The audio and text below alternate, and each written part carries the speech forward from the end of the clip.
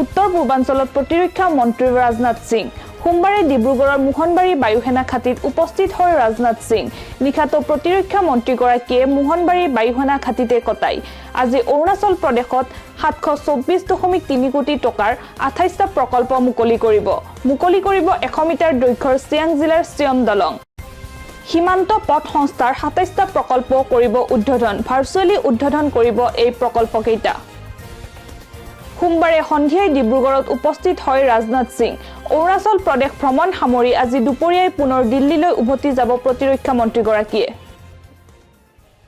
पूरे भारत में आपको देखने को मिलेगी उनकी सादगी, उनकी सरलता, उनकी कर्तव्यनिष्ठा।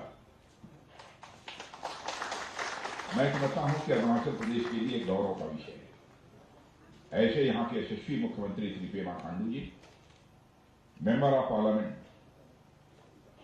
आपके संसद सदस्य जो बराबर भारत की संसद में आपकी समस्याओं को उजागर करते रहते हैं, ऐसे श्री तापिर गांव जी और यहां के local MLA Shri Ojing Tasing ji, lieutenant general RP Kalika GOCC eastern command, lieutenant general Rajiv Chaudhary DGBRO, lieutenant general RC Tiwari GOC 3 corps और वीसी के माध्यम से जुड़े सारे देश भर के हमारे सम्मानित जनप्रतिनिधिगण, अधिकारी वर्ग, देवियों व सज्जनों, सबसे पहले मैं अपनी तरफ से आप सभी बहनों भाइयों को, केवल आप ही को नहीं बल्कि पूरे अरुणाचल प्रदेश के बहनों भाइयों को नव वर्ष की हार्दिक शुभकामनाएं देता हूं। और आज इस बॉर्डर रोड ऑर्गेनाइजेशन द्वारा जैसा आपको बताया गया है कि देश के 7 स्टेट्स यूटी, जिसमें अरुणाचल प्रदेश है, सिक्किम है, जम्मू कश्मीर, लद्दाख, राजस्थान और पंजाब तथा उत्तराखंड के सीमावर्ती इलाकों में 28 इंफ्रास्ट्रक्चर प्रोजेक्ट को राष्ट्र के रूप में आज समर्पित किया जा रहा है। एक साथ इतने इंफ्रास्ट्रक्चर प्रोजेक्ट्स का उद्घाटन सीमाई इलाकों के विकास के प्रति सरकार और बीआरओ के सम्मिलित प्रयासों का ही यह परिणाम है। नए साल के अवसर पर सीमावर्ती इलाकों में जनता को इन प्रोजेक्ट से बेहतर शायद ही कोई और उपहार दिया जा सकता है। साथियों, अरुणाचल प्रदेश के कर्मठ मुख्यमंत्री श्री पेमा खांडू जी के नेतृत्व और मार्गदर्शन में इस प्रदेश ने पिछले कुछ वर्षों में डेवलपमेंट के नए आयाम स्थापित किए हैं। हेल्थ हो, एजुकेशन हो, ट्रांसपोर्ट हो या टूरिज्म हो, ऐसे लगभग सभी सेक्टर्स में इस ऊंचे प्रदेश ने नई ऊंचाइयों को हासिल करने में कामयाबी प्राप्त की है। और आज यह उद्घाटित हो रहा यह सियोंग ब्रिज इस रीजन सहित समस्त अरुणाचल प्रदेश के विकास को नई रफ्तार देगा, ऐसा मेरा पूरा विश्वास है। मैं बॉर्डर रोड ऑर्गेनाइजेशन, संबंधित सारे स्थानीय लोगों सहित समस्त देशवासियों को इस अवसर पर हार्दिक बधाई देता हूं और इन प्रोजेक्ट्स को राष्ट्र को समर्पित करता हूं। मेरे बहनों भाइयों, पिछले कुछ वर्षों में बीआरओ ने जिस भावना और गति के साथ विकास कार्यों को अंजाम दिया है, उसकी जितनी भी सराहना की जाए वह कम है। अधिक से अधिक सीमावर्ती क्षेत्रों को जोड़ने की योजना यह हमारी सरकार की प्राथमिकताओं में है, ताकि वहां रहने वाले लोगों को विकास के साथ साथ उनमें व्यवस्था के प्रति एक विश्वास की भावना भी विकसित हो सके। अभी कुछ ही समय पहले अक्टूबर 2022 में बॉर्डर रोड ऑर्गेनाइजेशन द्वारा आजादी के अमृत महोत्सव के उपलक्ष्य में 75 इंफ्रास्ट्रक्चर प्रोजेक्ट्स का उद्घाटन किया गया था। और इसके अंतर्गत मैंने लद्दाख में श्योक ब्रिज का उद्घाटन किया था। इस पुल के पूरा होने से सभी मौसमों में हमारी आर्म्ड फोर्सेस के हैवी इक्विपमेंट, टैंक्स और गन्स का दुर्गम श्योक नदी को तेजी से पार करना सुनिश्चित होगा और हमारी रक्षा में भी स्वाभाविक रूप से बढ़ोतरी होगी। और इस दौरान जब मैं लद्दाख गया था तो मैं वहां के लोगों से मिला था और उससे मैंने बातचीत भी की थी और मुझे अच्छी तरह याद है कि भारत माता का जय हो, भारत माता की जय का उद्घोष वहां के लोगों ने किया था। भारत माता की जय का यह उद्घोष जो शोक के किनारे वहां के लोगों और हमारे बॉर्डर रोड ऑर्गेनाइजेशन के जवानों ने मिलकर लगाया था, थोड़ी देर के लिए मानो उस विसर्जन में भी उल्लास भर गया था और पत्थरों में भी तरंगें उठने लगी थी। यह देखकर भारत की राष्ट्रीय एकता और अखंडता पर मेरा विश्वास और गहरा हो गया था और वह केवल एक उद्घोष भर नहीं था, केवल एक जय जयकार भर नहीं था, बल्कि हमारे देश की संप्रभुता को अक्षुण्ण रखने का बीआरओस और सेना और आम नागरिकों का एक मिला जुला संकल्प था। वह एक विश्वास का उद्घोष था कि चाहे कुछ भी हो जाए, पर हम भारत माता की आन बान शान पर किसी भी सूरत में आंच नहीं आने देंगे। मुझे उनके चेहरे पर खुशी साफ तौर पर दिखाई दे रही थी। उन्होंने बताया कि चाहे डेमचौक हो या डीएफ दौलत बेग ओल्डी सेक्टर, लद्दाख में रोड्स के डेवलपमेंट की गति, यह सब अभूतपूर्व है। पहले डेमचौक में लोगों को दर्रा पार करने के लिए घोड़ों और खच्चरों का इस्तेमाल करना पड़ता था, पर आज वे किसी भी वाहन से यात्रा कर सकते हैं। वैसे तो सुनने में यह बड़ी साधारण सी बात लगती है, पर जो लोग अब तक बिना किसी रोड इंफ्रास्ट्रक्चर के अपनी जिंदगी बिताते आए हैं, उनके लिए यह डेवलपमेंट बहुत बड़ी बात है। साथियों, बदलती दुनिया, बदलते समय और राष्ट्रों के बदलते इंटरेस्ट के मद्देनजर किसी भी राष्ट्र को अपने आप को सतर्क रखना एक बहुत बड़ी आवश्यकता है। दुनिया में आए दिन किसी न किसी प्रकार के कॉन्फ्लिक्ट की स्थिति, संघर्ष की स्थिति पैदा होती हुई दिखाई देती है। हालांकि भारत हमेशा युद्ध के खिलाफ रहा है और यही हमारे भारत की नीति रही है। और यह कोई आज की बात नहीं है। भारत एक ऐसा देश है जिसने कि पूरे विश्व को वसुधैव कुटुंबकम, यानी the whole world is family, यह संदेश दिया है। हमने भारत की सीमा में रहने वाले लोगों को ही अपने परिवार का सदस्य नहीं माना है, बल्कि पूरे विश्व की धरा पर रहने वाले लोगों को अपने परिवार का सदस्य मानने वाला दुनिया का इकलौता देश यदि कोई है तो हमारा और आपका देश यह भारत है। मैं आपको याद दिलाना चाहता हूं कि भगवान श्री राम ने हमें सिखाया है कि शस्त्र धारण किया जाता है तो शास्त्र अथवा धर्म व मर्यादा की रक्षा के लिए शस्त्र धारण किया जाता है। श्री राम ने हमें यह भी सिखाया है कि दूसरे देशों और राज्यों पर आधिपत्य के लिए युद्ध नहीं किया जाना चाहिए। लंका पर विजय पाने के बाद उन्होंने स्वयं राजा न बनकर न्याय संगत व्यवहार करते हुए विभीषण, जो उन्हीं के उत्तराधिकारी थे, उन्हीं को राजा बनाया था। भगवान बुद्ध ने भी हमें अहिंसा का ही पाठ पढ़ाया है। इसी महान विरासत के चलते भारत ने कभी भी कोई युद्ध अपनी तरफ से प्रारंभ नहीं किया और न ही किसी देश की 1 इंच जमीन पर भारत ने कभी कब्जा किया है। यदि कोई हमारी इस सदाशयता या शांति प्रियता को हमारी कमजोरी समझने लगे तो मैं उसे बताना चाहूंगा कि हम शांति के उपासक तो हैं ही, हम शक्ति के भी उपासक हैं। भगवान श्री कृष्ण ने भी श्रीमद् भागवत गीता में हमें धर्म की रक्षा के लिए, न्याय और सत्य की रक्षा के लिए युद्ध करने की प्रेरणा दी है। अभी कुछ समय पहले हमारे माननीय प्रधानमंत्री श्री नरेंद्र मोदी जी ने this is not the era of war, यह कहकर भारत के संकल्प को पुनः साफ कर दिया है और दुनिया का ध्यान इस संकल्प की ओर उन्होंने आकर्षित किया है। यानी हम युद्ध में यकीन नहीं रखते, पर अगर हम पर युद्ध थोपा जाता है तो हमने उसका जमकर मुकाबला किया है और आगे करेंगे भी, इस पर भी हमारा पूरा यकीन है। इसके लिए हमें हमेशा तैयार रहना चाहिए और हम तैयार हैं। हमारी आर्म्ड फोर्सेस हमेशा इस बात को गंभीरता से ध्यान में रखती है और मुझे यह कहते हुए खुशी होती है कि बॉर्डर रोड ऑर्गेनाइजेशन सदैव उनके साथ कदम से कदम और कंधे से कंधा मिलाकर चलता रहता है।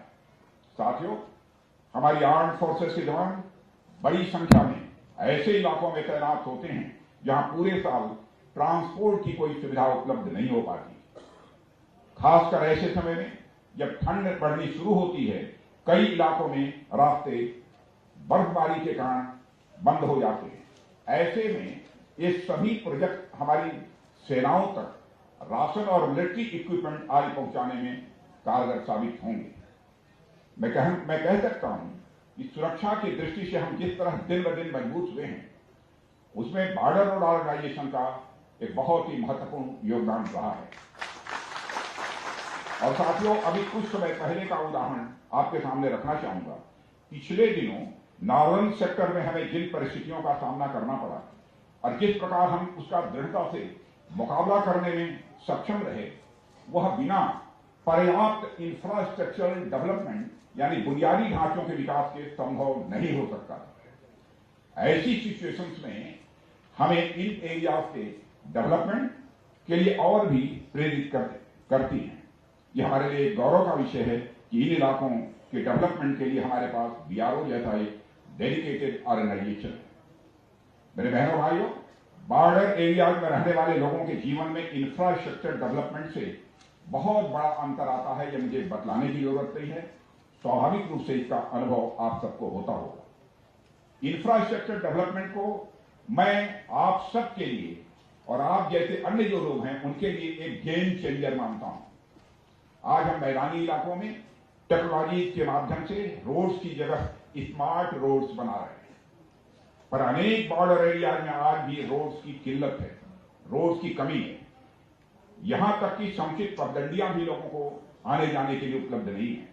अनेक ऐसे दुर्गम स्थान हैं जिन्हें सरकार द्वारा शुरू की गई विभिन्न वेलफेयर स्कीम्स के साथ साथ इलेक्ट्रिसिटी, टेलीकम्युनिकेशन, एजुकेशन और हेल्थ जैसी बेसिक सिविक एमिनिटी प्राप्त करने के लिए कनेक्टिविटी की आवश्यकता है। मेरे बहनों भाइयों, हमारा पूरा नॉर्थ ईस्ट रीजन अपनी खूबसूरती और नेचुरल रिसोर्सेज से भरपूर होने के बावजूद लंबे समय तक विकास की धारा से यह कटा रहा है। कभी सिक्योरिटी इश्यूज के नाम पर, तो कभी कनेक्टिविटी न होने की वजह से आजादी के दशकों बाद भी यह क्षेत्र विकास तो दूर अपनी मूलभूत जरूरतों तक से यह वंचित रहा है। इसके कारण यहां की अर्थव्यवस्था भी काफी प्रभावित रही है। इस संबंध में हमारा मानना है कि नॉर्थ ईस्ट रीजन न केवल हमारे देश के समग्र विकास के लिए बल्कि ईस्ट एशिया के साथ हमारे संबंधों, ट्रेड, ट्रेवल और टूरिज्म का भी गेटवे है। हमारा देश का यह पूर्वी हिस्सा जितना अधिक मजबूत होगा, हमारा पूरा देश उतना ही अधिक मजबूत होगा। इसलिए सरकार ने इस पूरे क्षेत्र को हमेशा अपनी सर्वोच्च प्राथमिकता में रखा है। मेरे बहनों भाइयों, हमारी सरकार द्वारा इन एरिया के डेवलपमेंट पर गंभीरता से ध्यान दिया गया, जिसके चलते हमारे देश की सुरक्षा व्यवस्था पहले से कहीं अधिक कई गुना मजबूत हुई है। मैं यह भी बताना चाहूंगा कि जब मैं गृह मंत्रालय का कार्यभार संभाल रहा था, तब भी नॉर्थ ईस्ट रीजन में सिक्योरिटी एनवायरनमेंट और आर्थिक विकास से जुड़े मुद्दों को हल करने के लिए मैं यहां आता रहता था और इसके लिए हमने कई महत्वपूर्ण कदम भी उठाए थे। अधिकतर लोग यह समझते हैं कि बीआरओ केवल आर्म्ड फोर्सेस के लिए काम करता है, पर मुझे लगता है कि बीआरओ इससे कहीं आगे कनेक्टिंग प्लेसेस, कनेक्टिंग पीपुल की फिलॉसफी के साथ देशवासियों को एक दूसरे से जोड़ने का काम कर रहा है और अपने ध्येयवाद यानी क्रमेण सर्वं साध्यम को चरितार्थ भी बॉर्डर रोड ऑर्गेनाइजेशन कर रहा है।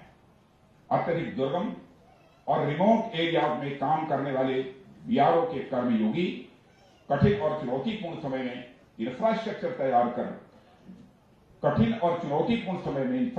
तैयार कर उन जगहों पर भी पहुंच गए हैं जहां और लोगों के द्वारा पहुंचने का प्रयास कभी नहीं किया गया। मेरे बहनों भाइयों, मेरे पास खबरें आती रहती थी कि इमरजेंसी के केस में ऐसे इलाकों के लोग अक्सर तत्काल चिकित्सा की सुविधा नहीं प्राप्त कर पाते थे, पर वक्त बदल रहा है। आज मुझे अरुणाचल प्रदेश, लद्दाख और मिजोरम के रिमोट एंड डिफिकल्ट लोकेलिटीज पर स्थित मेडिकल इंस्पेक्शन रूम्स में 3 टेलीमेडिसिन नोड्स का उद्घाटन करते हुए भी बेहद खुशी हो रही है। और ये नोड्स टेलीमेडिसिन कंसल्टेशन के माध्यम से मेडिकल एंड सर्जिकल इमरजेंसी में शीघ्र चिकित्सा सहायता प्रदान के लिए स्थापित किए गए हैं, जो स्थानीय लोगों की स्वास्थ्य संबंधी जो जरूरतें हैं उनके लिए बहुत ही सहायक सिद्ध होंगे। यह सब नॉर्थ ईस्ट की जनता की क्वालिटी ऑफ लाइफ में एक क्वांटम इंप्रूवमेंट, बहुत बड़ा इंप्रूवमेंट लाएगा, ऐसा मेरा विश्वास है। मेरे साथियों, बॉर्डर रोड ऑर्गेनाइजेशन के नाम को जब मैंने पहले शार्ट में इसे लिखा हुआ देखा था, शार्ट में लिखा हुआ BRO, बॉर्डर रोड ऑर्गेनाइजेशन को लिखा जाता। पहले जब मैं बॉर्डर रोड ऑर्गेनाइजेशन को बचपन में नहीं जानता था तो मैंने उसे ब्रो समझा था। ये BRO ये ब्रो है, जिसे आजकल हमारी नई जनरेशन ब्रदर यानी भाई के सेंस में यूज करती है। पहले BRO को मैं समझा कि BRO नहीं, बॉर्डर रोड ऑर्गेनाइजेशन नहीं जानता था, मैं समझा ब्रो है, यानी इसको भाई कहते हैं आजकल।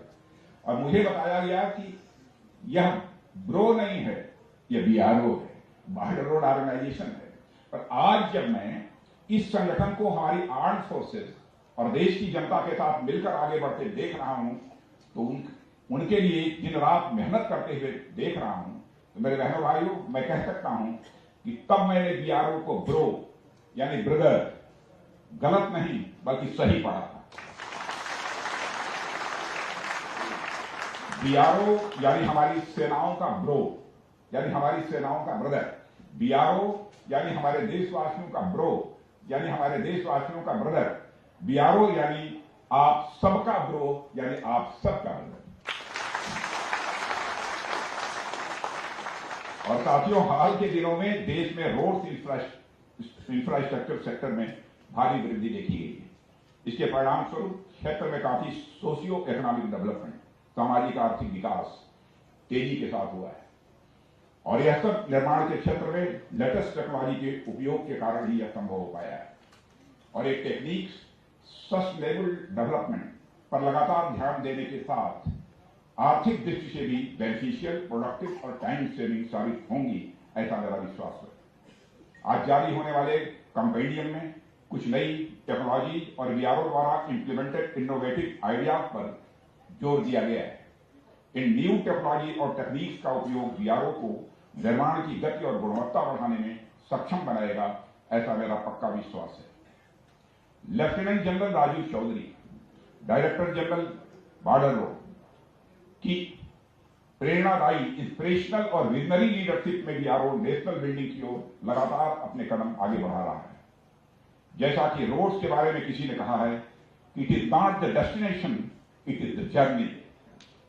आपसे भी मैं कहना चाहूंगा कि सीमाई इलाकों में रोड्स इंफ्रास्ट्रक्चर का निर्माण कार्य आप लोगों के लिए एक यात्रा की तरह ही है और इसका डेस्टिनेशन एक सशक्त, समृद्ध और समर्थ भारत है। और मुझे विश्वास है कि BRO राष्ट्र निर्माण के अपने प्रयासों में निरंतर सफलता प्राप्त करेगा और भविष्य में देश के बढ़ते कद में एक की कंट्रीब्यूटर माने प्रमुख योगदान वह करेगा, ऐसा मेरा विश्वास है। और मेरे बहनों भाइयों, इस अवसर पर मैं lieutenant general Rana Pratap Kalita, GOC eastern command और lieutenant general RC Tiwari, GOC 3 corps की भी मैं प्रशंसा करना चाहूंगा। आर्मी के सहयोग व समन्वय से यह ईस्टर्न कमांड की एरिया में BRO बहुत अच्छा काम कर पा रहा है। सबके कोऑर्डिनेशन के कारण ही यह संभव हुआ है। मैं हमारी arm forces, department of defence और MOD को भी इन उपलब्धियों के लिए हार्दिक बधाई देता हूं।